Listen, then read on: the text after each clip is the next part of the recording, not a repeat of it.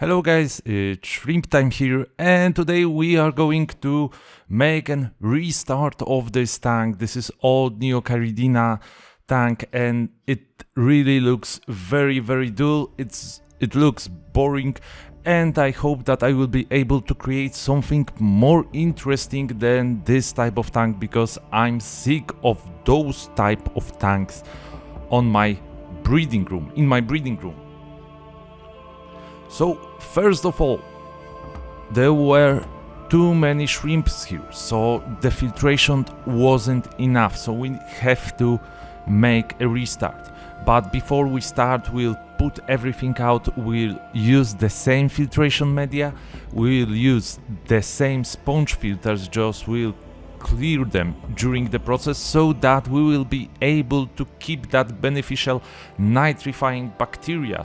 And as you can see, this tank is extremely dirty.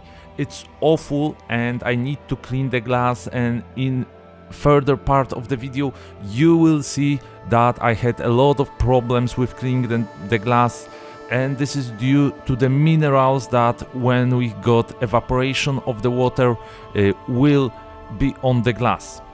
So getting rid of our soil will also get rid of dissolved organic matter in this tank, and we will try to put all of this dirt outside of the tank.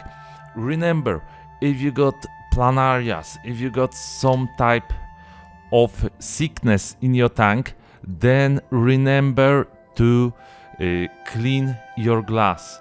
You can use different types of solutions for that. You can use antibiotics, you can use the alcohol for that, but this tank didn't have that issue.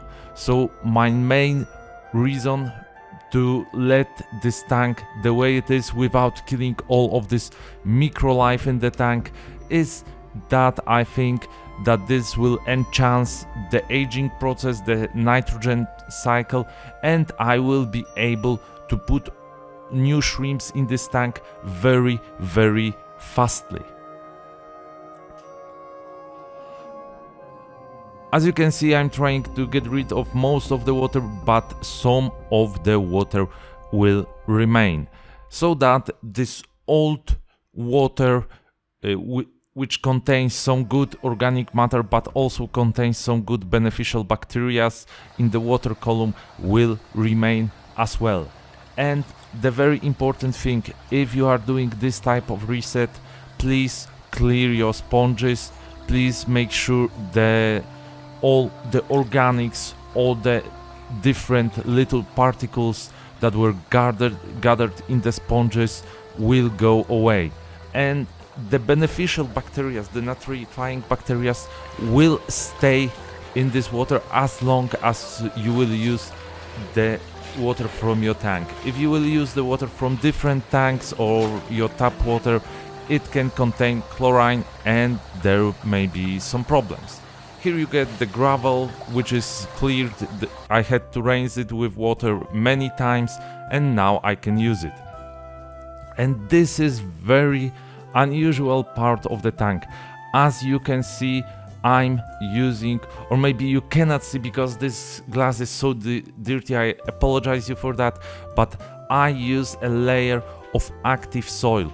This is a plant soil, it's called master soil, it's sold by Polish company, but I use this layer of the soil because I want to have some fertilizers under the gravel.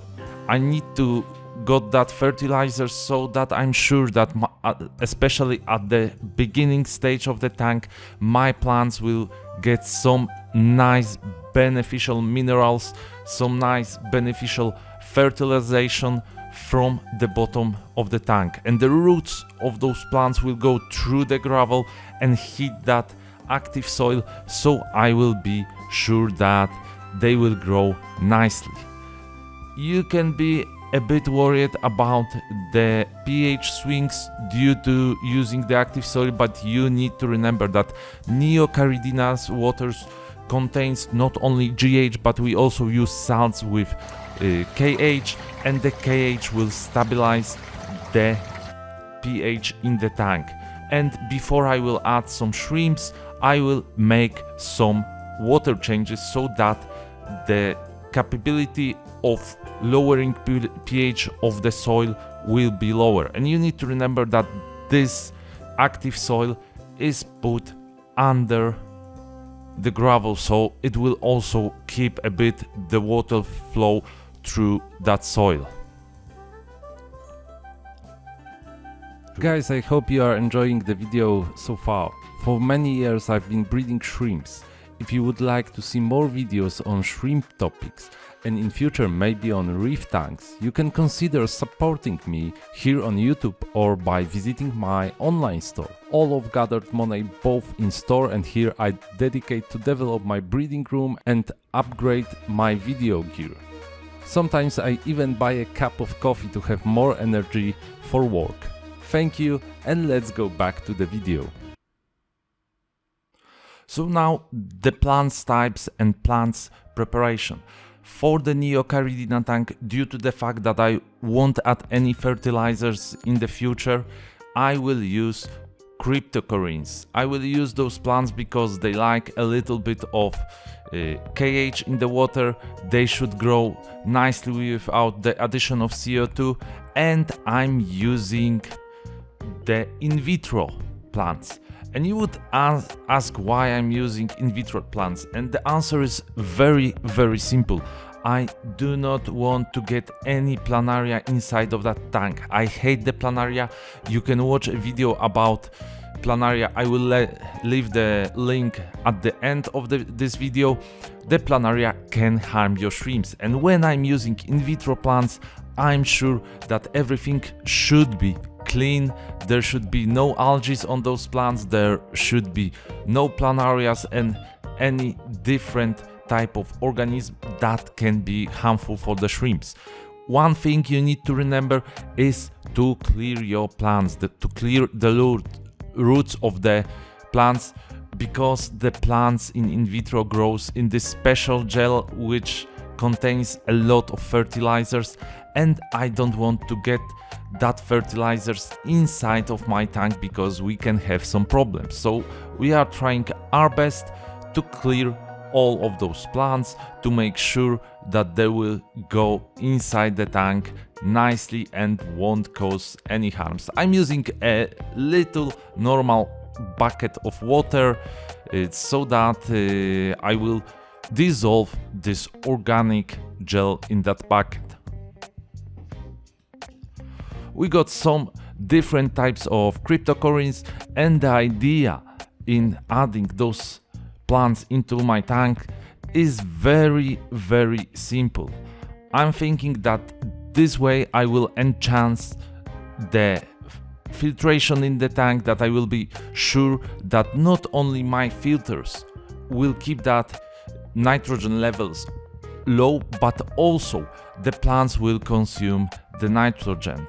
Another important thing for me is that we are making the tank bigger. We are making the surface of the tank bigger using the plants, because as you see at the beginning of this video, my tank was very dull, was boring, but it also got very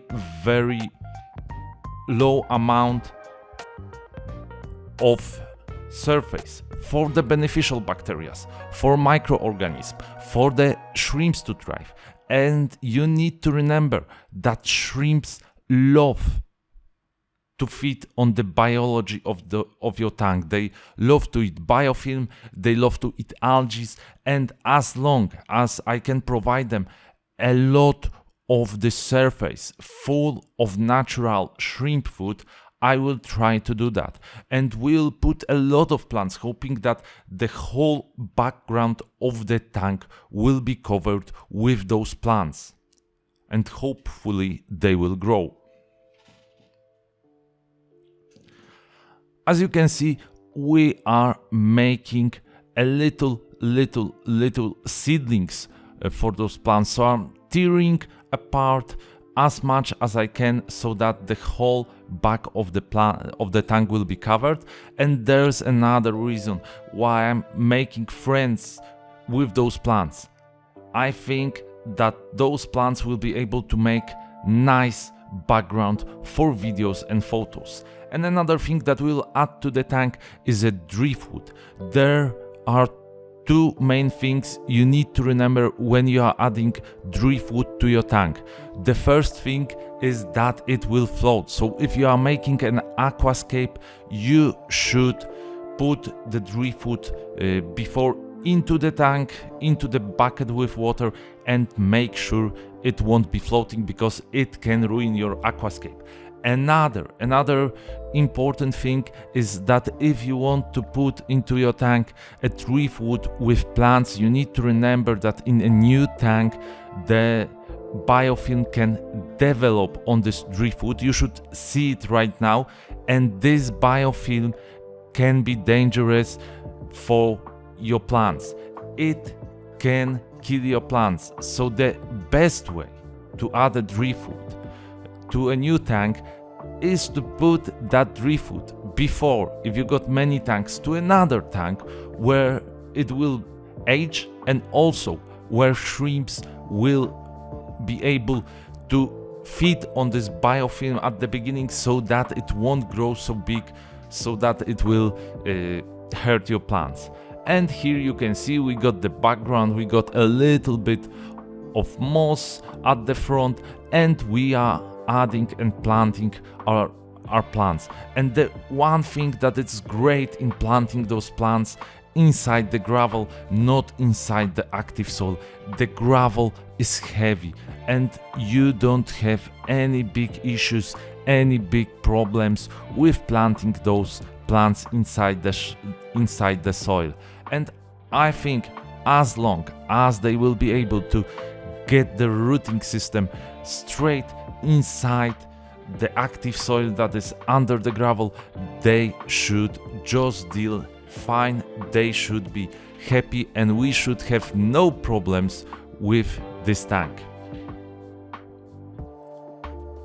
So this is the idea of a new type of filtration, and in my opinion, when I will add a very big amount of green biomass to this tank, which is connected also with nice light, I will be able to keep higher amount of shrimps in the tank, both thanks to the accessible food source, accessible surface for the beneficial bacteria, also by the plants eating nitrogen, eating some of water components from the water column, and also by adding this additional space for shrimps to live, because the shrimps will not have to stay on the soil only, will not have to fight for food only on the soil and on the sides of the tank,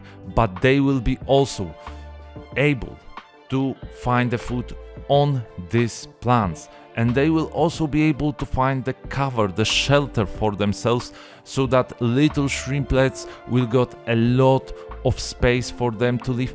But also the females, after being buried, they can also find the cover for themselves.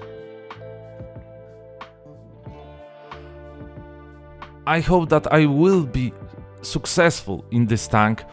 Of course, I will make an update, so if you are interested how this tank will develop, please subscribe and let me know if you want more and more videos about starting shrimp tanks, about making new tanks, and about updates on these different new methodologies that I will use. I'm very interested if this topic is good for you. And also, as I mentioned, if you want to know how the planaria can kill your shrimps and how it can be harmful, please let me know by clicking the link that you see here. Thank you, and keep on shrimping.